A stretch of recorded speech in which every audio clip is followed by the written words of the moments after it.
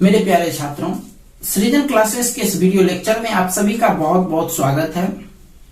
आज हम लोग परिवहन चैप्टर में रक्त वाहिनियों के बारे में पढ़ेंगे। इससे पहले हमने रक्त परिसंचरण तंत्र के अंतर्गत रक्त के बारे में पढ़ा था और हृदय के बारे में पढ़ा था। आज हम लोग रक्त वाहिनियों के बारे में पढ़ेंगे। वाहिनी का मतलब समझिए एक नली आप जानते हैं, नली का यूज किस लिए होता है? पानी के बहाव के लिए। वैसे ही रक्त एक लिक्विड की तरह होता है जिसका बहाव को शरीर के विभिन्न अंगों में ले जाना पड़ता है। तो इस तरह से हमारे शरीर में 3 प्रकार की रक्त वाहिनियां पाई जाती है, जिसमें से एक है धमनी, दूसरा है शिराएं और तीसरा है रक्त केशिकाएं। कोशिकाएं नहीं, केशिकाएं, कैपिलरीज। ठीक है, तो 3 तरह की रक्त वाहिनियां हमारे शरीर में पाई जाती है। तो अब इस तीनों प्रकार की रक्त वाहिनियों का क्या क्या कार्य होता है? तो पहला जो होता है धमनी। धमनी में जो है इसमें शुद्ध रक्त का प्रवाह होता है। शुद्ध माना ऑक्सीजन युक्त, ऑक्सीजन मिला हुआ ऑक्सीजन युक्त रक्त का प्रवाह होता है धमनी से। ठीक है, तो यह ऑक्सीजन युक्त जो रक्त होता है वह शुद्ध रक्त होता है। तो शुद्ध रक्त क्या होता है कि उसको जो है हृदय से शरीर के विभिन्न अंग में ले जाने का कार्य करता है धमनी। लेकिन एक जो फुफ्फुस धमनी होता है वह थोड़ा अपवाद होता है। वैसे आप ये जान रहे हैं कि धमनी से शुद्ध रक्त का प्रवाह होता है, लेकिन ये जो फुफ्फुस धमनी, पल्मोनरी धमनी जिसको बोलते हैं, वह ठीक उल्टा काम करता है। उससे जो है अशुद्ध यानी विऑक्सीजनित रक्त का प्रवाह होता है। ठीक है, उसी तरह से धमनी के बाद शिरा भी एक रक्त वाहिनी ही है। इसमें अशुद्ध रक्त का प्रवाह होता है। अशुद्ध रक्त माना ऑक्सीजन विऑक्सीजनित यानी उसको बोल सकते हैं ऑक्सीजन से रहित रक्त का प्रवाह होता है शिराओं से। ठीक है, इसमें भी फुफ्फुस शिरा अपवाद की तरह होता है। इसमें भी फुफ्फुस शिरा अपवाद होता है कि उससे जो है शुद्ध रक्त का प्रवाह होता है, जबकि शिरा से अशुद्ध रक्त का प्रवाह होता है, लेकिन फुफ्फुस शिरा जो होता है उससे शुद्ध रक्त का प्रवाह होता है। उसी तरह से तीसरा पार्ट जो है वह है रक्त केशिकाएं। रक्त केशिकाएं जो है वह मुख्य रूप से उसका क्या कार्य है? वैसे रक्त केशिकाएं धमनी और शिरा का जो छोटा छोटा पार्ट होता है, यानी एक तरह से धमनी तो नलिका हुआ ही, उससे भी महीन नलिका, इसी सब से जो है आपका रक्त केशिकाओं का निर्माण हुआ है, ब्लड कैपिलरीज का निर्माण हुआ है। यह जो है एक छकनम के तरह होता है, झिल्ली के तरह होता है, पारगम्य झिल्ली। जैसे आप छकना में चाय छौंकने का काम करते हैं, वैसे ही यह एक छकना का काम करता है, जिसमें जल हो, ऑक्सीजन हो या फिर पचा हुआ भोजन, उत्सर्जी पदार्थ, इन सब चीजों का आवागमन होता है। ये सब सारे चीज छकते हैं। तो इस तरह से आपका 3 प्रकार का रक्त वाहिनियां होता है। एक बार इसको पढ़ देते हैं। तो पहला है रक्त वाहिनियां। रक्त के परिसंचरण के लिए शरीर में 3 तरह की रक्त वाहिनियां होती है, जो धमनियां, शिराएं और रक्त केशिकाएं कहलाती है। धमनियां एवं शिराएं रक्त केशिकाओं के द्वारा जुड़ी होती है, क्योंकि धमनी और शिरा से ही रक्त कोशिका बनता है, रक्त केशिकाएं बनता है। तो पहला धमनियां, आर्टरीज। धमनियां वे रक्त वाहिनियां हैं जो रक्त को हृदय से विभिन्न अंगों तक ले जाती है। रक्त को हृदय से, क्योंकि हृदय में जो है जब साफ रहेगा तब तो वह शरीर के विभिन्न अंग में काम करेगा, ऊर्जा उत्पादन का काम करेगा। तो क्या करता है धमनी वे रक्त वाहिनियां हैं जो रक्त को हृदय से विभिन्न अंगों तक ले जाती है। धमनियों में प्रायः ऑक्सीजन युक्त यानी शुद्ध रक्त प्रवाहित होती है। फुफ्फुस धमनी एक ऐसा अपवाद है जो विऑक्सीजनित यानी अशुद्ध रक्त को हृदय में लाता है, उल्टा काम करता है। धमनियों की दीवारें मोटी, लचीली और कपाटहीन। कपाट माने समझिए ढक्कन होता है, यानी इसमें कोई ढक्कन नहीं होता, कपाटहीन होती है। शरीर के विभिन्न भागों में धमनियां बट करके धमनिकाएं बनाती है। ठीक है, धमनियां बट करके धमनिकाएं बनाती है। दूसरा पार्ट है शिराएं। शिराएं वे रक्त वाहिनियां हैं जो रक्त को सभी अंगों से यानी शरीर के प्रत्येक भाग से जमा करके हृदय में लाती है।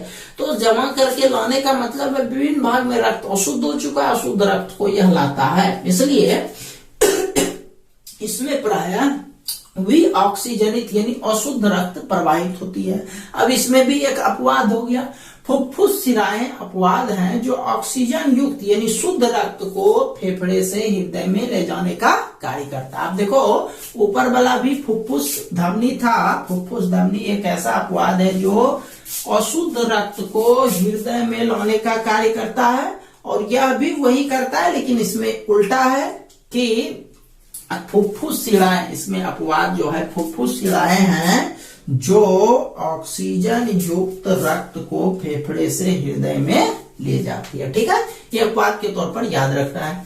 शिरा की दीवार धमनी की अपेक्षा पतली होती है, उसका मोटा होता है, मोटा लचीला कपाटी, ये क्या होता है, पतला होता है। चलिए तीसरा पार्ट पर आते हैं, रक्त केशिकाएं। तो ये अत्यंत महीन रक्त नलिकाएं हैं जो धमनियों और शिराओं के बार बार विभाजित होने से बनती है। केशिकाओं की दीवार जल, घुले हुए भोज्य पदार्थ, उत्सर्जी पदार्थ, ऑक्सीजन एवं CO2 के लिए पारगम्य का कार्य करता है। पारगम्य यानी आर पार जाने, एक तरह से झिल्ली का कार्य करता है। इस गुण के कारण इसकी दीवार से होकर के जल, पचे हुए भोज्य पदार्थ तथा ऑक्सीजन रक्त से उत्तक द्रव में जाते हैं तथा उत्सर्जी पदार्थ एवं कार्बन डाइऑक्साइड रक्त में आते हैं। ठीक है, चलिए इसका स्क्रीनशॉट ले लीजिए। हाँ ठीक है,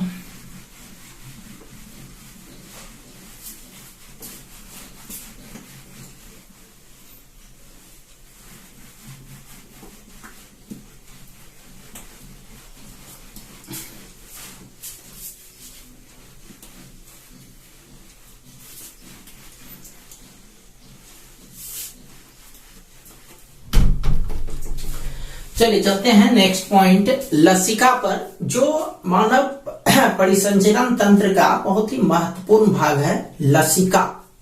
तो लसिका को जो है लिम्फ या फिर उत्तक द्रव भी कहते हैं, या उत्तक में बनता है। यह मुख्य रूप से जो है लसिका मुख्य रूप से रक्त के दो हिस्सों का वर्णन होता है, एक तो रक्त प्लाज्मा और दूसरा WBC। इन्हीं दोनों का मिश्रण, इन्हीं दोनों का संयुक्त रूप होता है, लेकिन उसका एक स्पेशल स्थान होता है। चलिए चलते हैं लसिका पर। लसिका या लिम्फ, LYMPH। रक्त जब कोशिकाओं में प्रवाहित होता है तो रक्त प्लाज्मा का कुछ भाग, रक्त प्लाज्मा आप समझ रहे हैं, रक्त प्लाज्मा यानी रक्त का जो दो हिस्सा होता है, एक ठोस भाग और एक तरल भाग। तो तरल भाग को हम लोग प्लाज्मा कहते हैं। तो क्या कहता है, रक्त प्लाज्मा का कुछ भाग कोशिकाओं की, केशिका है ये, कोशिका नहीं है, केशिका है, कुछ भाग केशिकाओं की दीवार से विसरण के द्वारा उत्तक की कोशिकाओं के बीच स्थित स्थानों में पहुंच जाता है।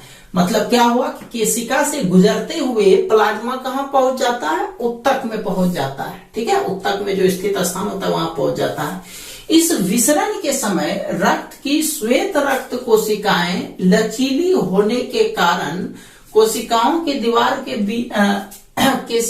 दीवार को छेद कर निकले हुए रक्त प्लाज्मा में आ जाता है। मतलब क्या हुआ कि रक्त प्लाज्मा तो पहले से जमा था उत्तक में जो स्थित जगह था, साथ ही साथ WBC यानी श्वेत रक्त कोशिकाएं भी है जो है, वह भी केशिकाओं से गुजरते हुए, या चूंकि केशिका जो है वह एक झिल्ली की तरह कार्य करता है, तो उससे गुजर करके वह उसी में मिल जाता है। तो वहां पर जहां पर पहले से रक्त प्लाज्मा था वहां पर श्वेत रक्त कोशिकाएं भी पहुंच जाती है।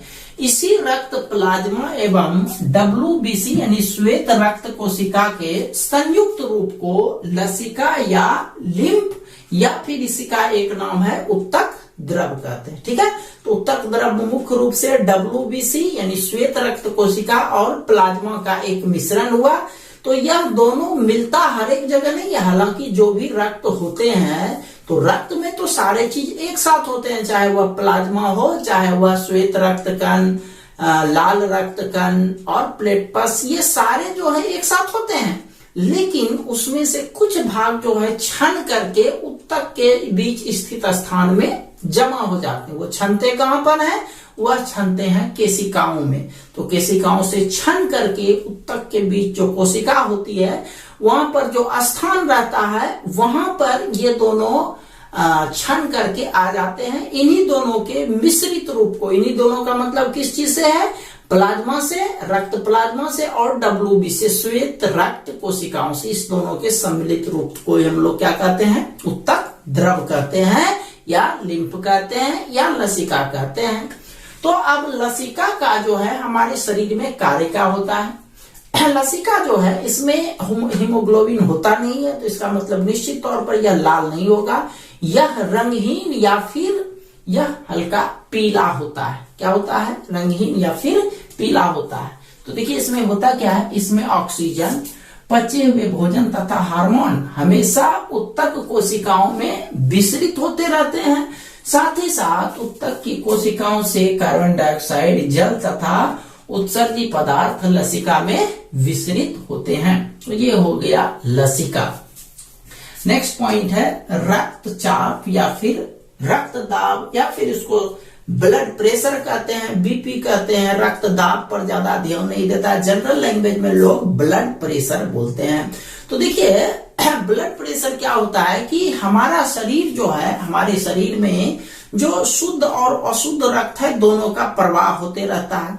तो शुद्ध रक्त क्या होगा? हृदय से संपूर्ण शरीर में पहुंचेगा, और अशुद्ध रक्त क्या होगा? अशुद्ध रक्त जो है संपूर्ण शरीर से हृदय में पहुंचेगा। तो सबसे पहले क्या होता है, जब हमारा हृदय जो है धमनी से होते हुए जब रक्त को पंप करता है, पंप मतलब क्या हुआ? प्रेशर डालता है, तो यह प्रेशर जो है पूरे शरीर में फैलता है। इसी प्रेशर के द्वारा रक्त जो है पूरे शरीर में फैलता है। तो यह रक्त के द्वारा जो दाब था, इसी दाब को हम लोग रक्त दाब कहते हैं। एक्चुअल में रक्त दाब जो है वह दो प्रकार का होता है। ब्लड प्रेशर दो प्रकार का होता है, स्टॉलिक और डायस्टॉलिक। स्टॉलिक क्या होता है? स्टॉलिक में हृदय में जो रक्त होता है उस रक्त को हृदय पंप करके धमनी के रास्ते पूरे शरीर में फैलाता है। तो चूंकि शरीर में फैलना है तो इसीलिए इसका दबाव जो है, रक्त का दाब बहुत ज्यादा होता है, इसीलिए इसको सिस्टोलिक प्रेशर कहते हैं, सिस्टोलिक रक्त दाब कहते हैं। ठीक है। और उसी तरह से जब पूरे शरीर से धीरे धीरे, चूंकि रक्त को पूरा शरीर में फैलाना है इसलिए यहाँ पर ज्यादा प्रेशर काम करता है, तो ये हो गया सिस्टोलिक। और उसी तरह से जब शरीर को फिर से हमारे हृदय में आना होता है तो वहां पर प्रेशर कम होता है, शिथिल हो जाता है, स्थिर हो जाता है, तो उस प्रेशर को हम लोग डायस्टोलिक कहते हैं। हालांकि प्रेशर उसको भी चाहिए वापस आने के लिए, लेकिन उसको कम का जरूरत होता है, और हृदय से जो प्रेशर करते हैं उसको ज्यादा प्रेशर का जरूरत होता है। तो हृदय के हमारे शरीर के रक्त दाब को मापने के लिए एक यंत्र का प्रयोग किया जाता है जिसको स्फिग्मोमैनोमीटर कहते हैं, स्फिग्मोमैनोमीटर। ठीक है। तो देखिए हमारे शरीर में जो हृदय से पूरे शरीर में रक्त को जब भेजना होता है तो वहां पर ज्यादा प्रेशर का जरूरत होता है, और वापस लाना होता है तो वहां पर कम प्रेशर का जरूरत होता है। तो यहाँ पर जो प्रेशर होता है हमारे शरीर का प्रेशर, उसको वायुमंडलीय दाब से तुलना करते हुए लिखा जाता है। तो वायुमंडलीय दाब को जो है एक पारा के हिसाब से मापा जाता है। उसी तरह से हमारे शरीर का जो स्टॉलिक प्रेशर होता है वह 120 mm होता है, जबकि डायस्टॉलिक प्रेशर जो होता है वह 80 mm होता है। इसीलिए इसको सामान्य रूप से 120/80 लिखते हैं। इसका मतलब यही है कि हमारा हृदय जो है वह 120 के पारे के 120 mm जो पारे का दबाव होता है उस दबाव से प्रेशर करता है, रक्त को प्रेस करता है, और 80 mm के रफ्तार से वह वापस आता है। तो हमारे शरीर का जो प्रेशर होता है, ब्लड प्रेशर, वह बढ़ जाता है। बढ़ने का क्या मतलब हुआ, 120 है तो 120 से 140, 150, 160, उसी तरह से जो 80 होता है 80 से 90, 90 100, इस तरह से ऊपर वाला भी बढ़ता है, दोनों बढ़ता है। तो इस स्थिति को हम लोग हाई ब्लड प्रेशर कहते हैं। उसी तरह से ऊपर वाला और नीचे वाला जब दोनों मान घटता है तो उसको लो ब्लड प्रेशर कहते हैं। तो हाई ब्लड प्रेशर रहे चाहे लो ब्लड प्रेशर रहे, दोनों ब्लड प्रेशर हमारे शरीर के लिए बहुत ही घातक होता है। हाई ब्लड प्रेशर में जो है हमारे शरीर में जो रक्त वाहिनियां होती है वह फट जाती है। हमारे शरीर की रक्त वाहिनियां फट जाती है। चूंकि रक्त वाहिनी ही फट जाएगी तो शरीर का जो रक्त का संचार होता है उसमें परेशानी हो जाती है, उसमें प्रॉब्लम हो जाता है। इस वजह से कभी कभी हमारे मस्तिष्क से जो बहती है वाहिनियां वह भी फट जाती है। इस तरह से मनुष्य का जब मस्तिष्क फट जाता है, वाहिनियां ही फट जाती है, तो हमारा मस्तिष्क काम करना बंद हो जाता है। इस स्थिति से हृदय घात भी हो सकता है, हार्ट अटैक भी हो सकता है, मनुष्य की मृत्यु भी हो सकती है। उसी तरह से लो ब्लड प्रेशर में, लो ब्लड प्रेशर जो है वह कमजोरी को दिखाता है। जब आदमी अपने खान पान पर ध्यान नहीं देता है तो उसको लो ब्लड प्रेशर हो जाता है। लो ब्लड प्रेशर का क्या मतलब हुआ कि वह जो है उसके शरीर में जो रक्त बन रहा है, मतलब हृदय से जो रक्त को पूरे शरीर में भेजना होता है, वह रफ्तार बहुत ही कम होता है, धीरे से प्रेशर मारता है। प्रेशर कैसे तेजी से बनेगा, एनर्जी आपके शरीर में रहेगा तब तो प्रेशर सही ढंग से होगा। इसीलिए लो ब्लड प्रेशर, यदि किसी का लो ब्लड प्रेशर है तो इसका मतलब उसके शरीर में कमजोरी है, वह खान पान पर ध्यान नहीं देता है। इसलिए लो ब्लड प्रेशर और हाई ब्लड प्रेशर दोनों से बचना आवश्यक है। ठीक है, इसको हम डील कर देते हैं। रक्तचाप या फिर रक्तदाब। रक्त वाहिनियों की भित्ति के विरुद्ध बहने वाले रक्त के दाब को रक्तचाप या रक्तदाब या शॉर्टकट में बीपी कहते हैं।